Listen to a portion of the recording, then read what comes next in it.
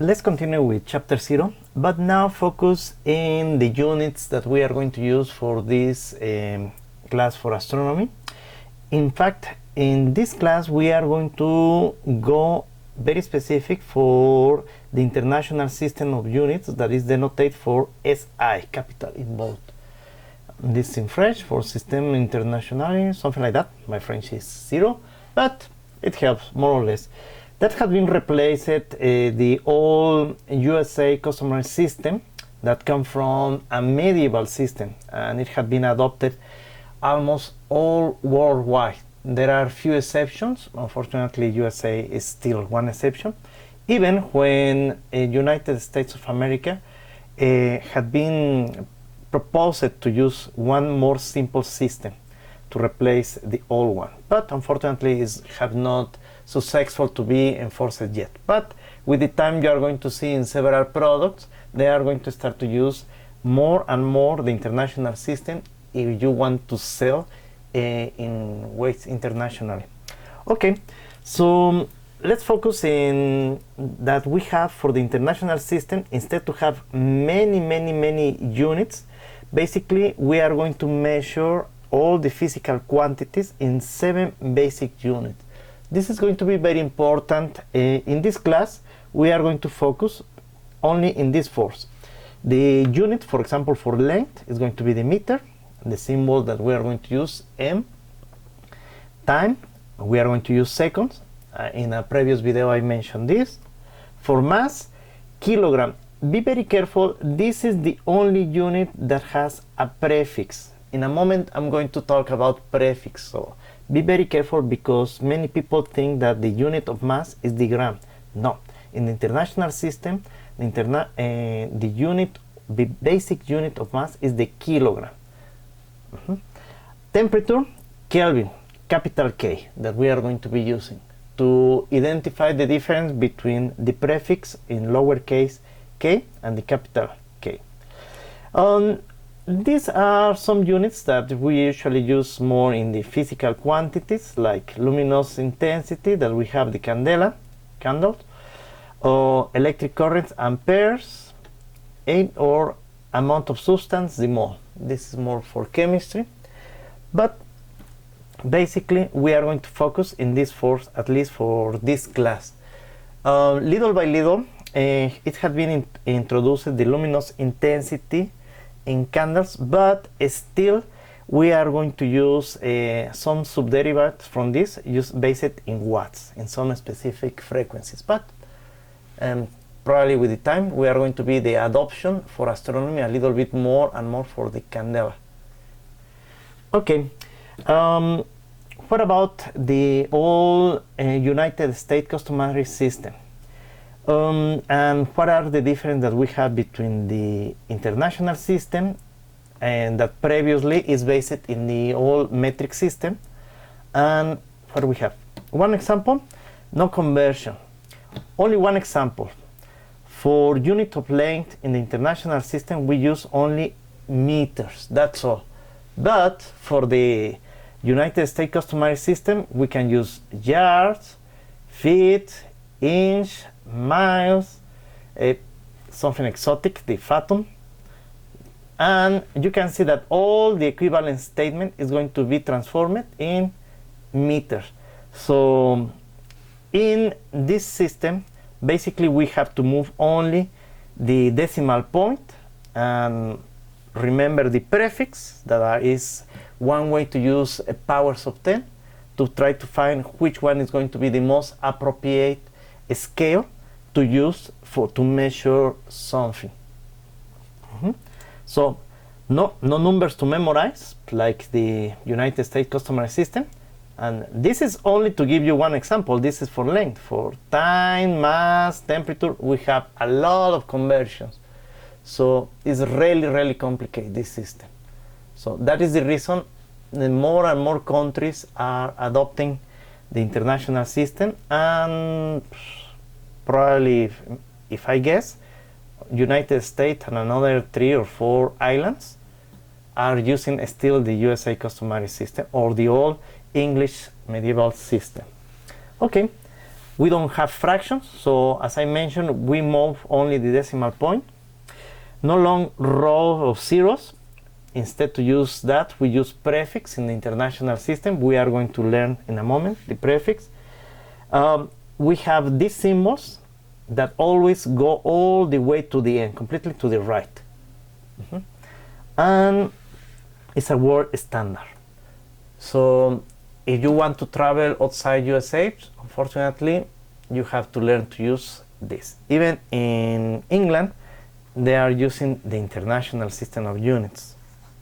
Little by little, you are going to see more, for example, in roads, that they have the conversion of miles and miles an hour or kilometers per hour. So it's one process that is still taking time. But remember, that is not only good, it's also helping to the economy. In some products, like water, we have still in the old USA customary system, like fluons, pins, or milliliters. For milliliters is 1 unit of volume. That is a derivative for the unit of length. That is 10 centimeters by 10 centimeters by 10 centimeters. That is very simple. Okay, to remember. Now, I mentioned some prefix I'm going to post in the laboratory for your next lab. This unit. Also, you have this unit of conversion in your Appendix C. Remember that we are reviewing the Appendix C that we have in the book. And here we have some conversions. Let me amplify this so we can see all these conversions that they are associated for groups in base 3. For example, if we take for big numbers, we can use the deca, and that is group for 10, hecto, kilo, the kilogram. I mentioned that a kilogram is the only basic unit that use a prefix attached, like to be basic, mega, giga, and tera.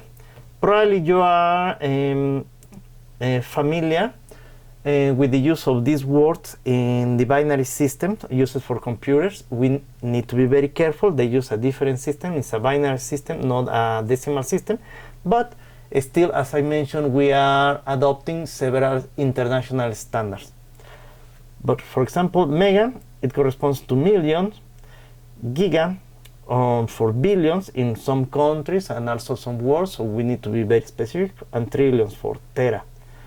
So we are going to use all for small numbers. In the small numbers also we have decimeters or centimeters. For example, we use a lot this unit. Millimeters, micro, that we are going to use, nano, n times 10 to the negative 9, or pico. Nano is something that we are going to use whenever we make the analysis of light. As I mentioned, the only tool that we have in astronomy is light, and from the light we can make the analysis for every composition of elements. We can make many things associated to that. So this is one table that we have to memorize. This is one of the difficult parts in this class because we are not so familiar.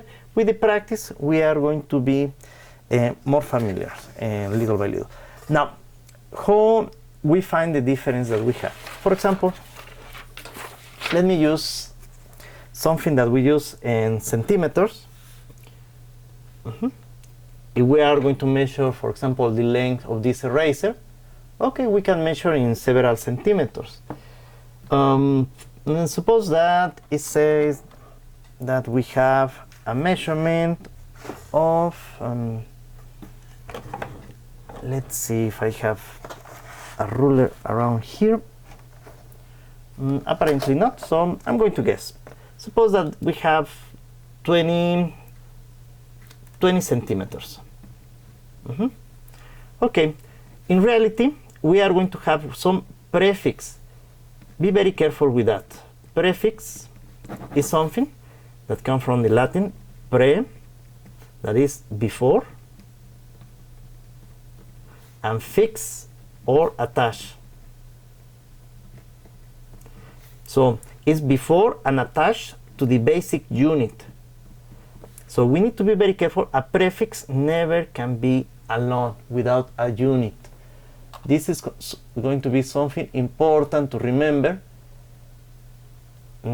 for basically all these activities. Many people think that M, they are thinking in milliwatt, milliseconds, millimeters, milligrams. There are many subunits that we need to be very careful. So they never are alone. If you see, for example, M, we are talking about meters, not about milli, the prefix. Okay, so basically we need to associate, to simplify, to the powers of 10 associate to centim. That is times 10 to the negative 2, if you check, meters. And we transform directly from 20 centimeters to the basic units, meters. That's all. We don't have to move our decimal point or something. But in many cases, we are going to need to transform from one scale to another in this class. For example, suppose that we have something relatively small. Let's talk about 557 5,000 millimeters, and we want to transform this one into, the easy one is going to be, for example, meters. Why it's going to be the easy one? Because only you need to remember the power of 10 associated to the prefix milli, that is times 10 to the negative 3. We have meters, and there you go. We already solved the problem. So, but let's try to do the same example, the same number. If we want to transform to one unit that is going to be bigger or something really exotic, kilometers. Kilometers is equivalent to the length that we have for miles, but it's possible to do that. Whenever we have this kind of problems, transformation in some unit, it's very important to identify the power of 10 associate. So kilo is times 10 to the positive 3, where milli is basically times 10 to the negative 3. Okay, so we can use some properties to write your number and multiply times 1. But it's going to be a tricky one.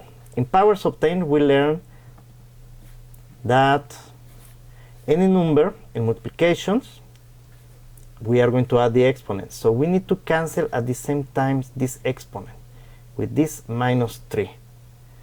So minus 3 plus 3 is times 10 to the 0.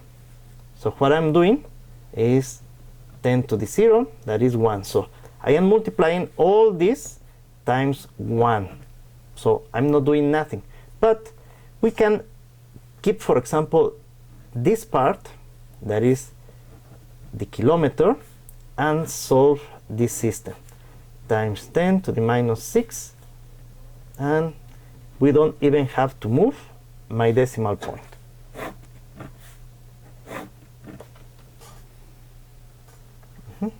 Can also be moving to transform to another number. Yeah, it's possible.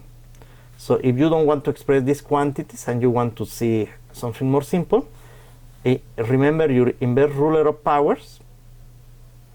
So right now we are in 0, minus 1, minus 2, minus 3, minus 4, minus 5, minus 6. We are here. 1, 2, 3. And I want to move my decimal point, for example, 3 positions to the left. 1, 2, 3. 5.570 times 10 to the minus 3, minus 6, minus 5, minus 4, minus 3. You can see.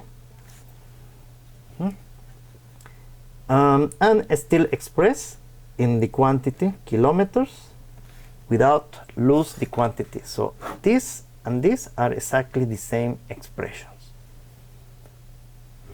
It's not a good idea try to copy to your neighbor, because it's very difficult to detect where is the decimal point here.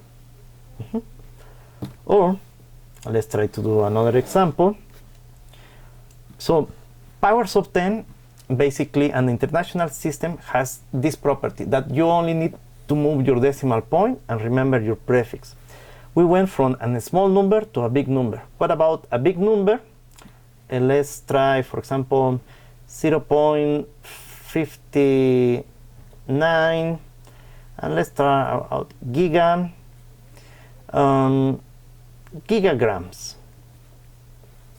and try to find in the basic unit. That is, we know the basic unit is the kilogram. Okay, so kilo is the only unit that has a prefix that, remember, is times 10 to the 3, and giga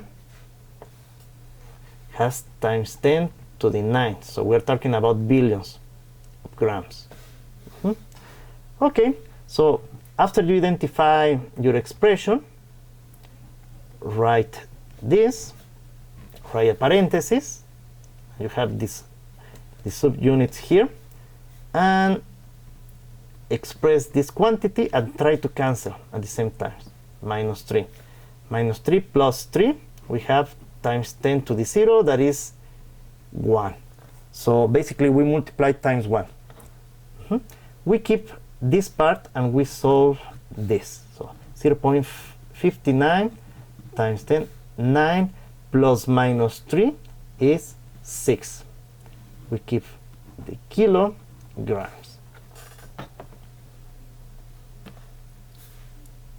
Even if you want to play a little bit with your decimal point, this is a solution. I can move my decimal point 6. Okay, I'm going to use my inverse ruler power. 1, 2, 3, 4, 5, 6. Minus 1, minus 2, minus 3.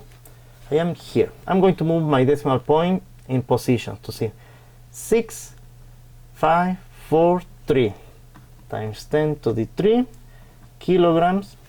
Even we can express with words 590,000 kilograms.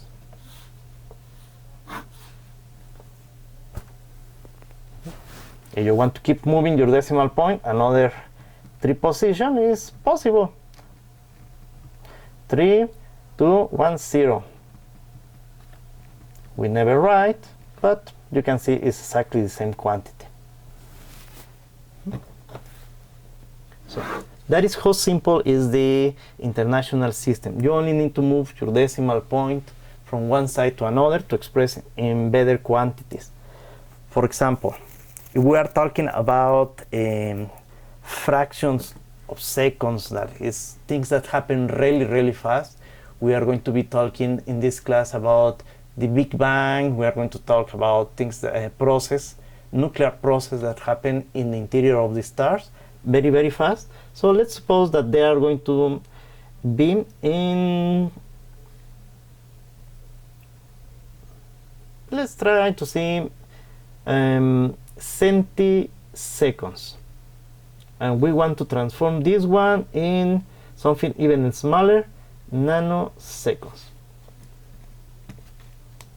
Okay, so suppose that we have something that measures 3.758 centiseconds.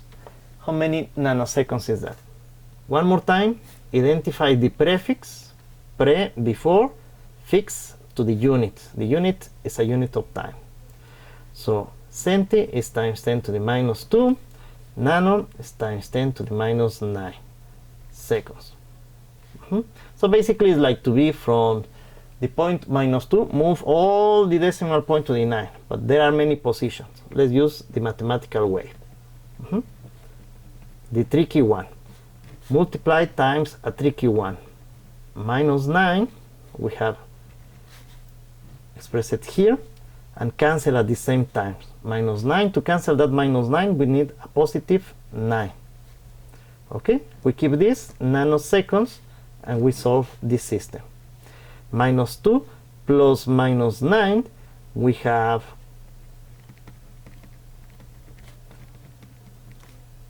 7 nanoseconds. So it's a very big quantity in a very, very small expression. So even we can play a little bit to have a word for this. I'm going to move my decimal point to the right, one position, because we have a word associated to that. And it's 37.58 million of nanoseconds.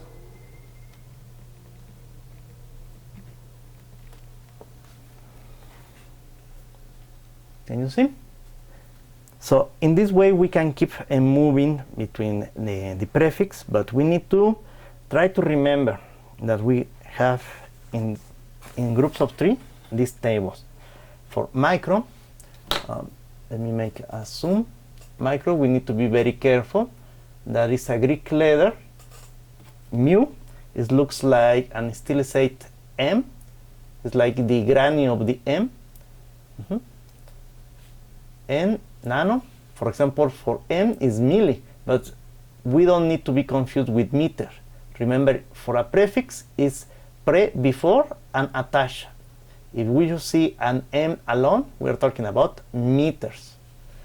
Okay, and there are some units like deca. We don't use, for example, in time, decade.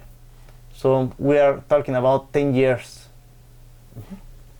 Still how we use units of area that we are going to be talking in another video. Hectare, so 100 times 100. Meters is how we identify this. Okay, I hope you have understand this little video, and we are going to continue with more exercise for conversions that you are going to be doing in the laboratory and also a homework. Thank you very much.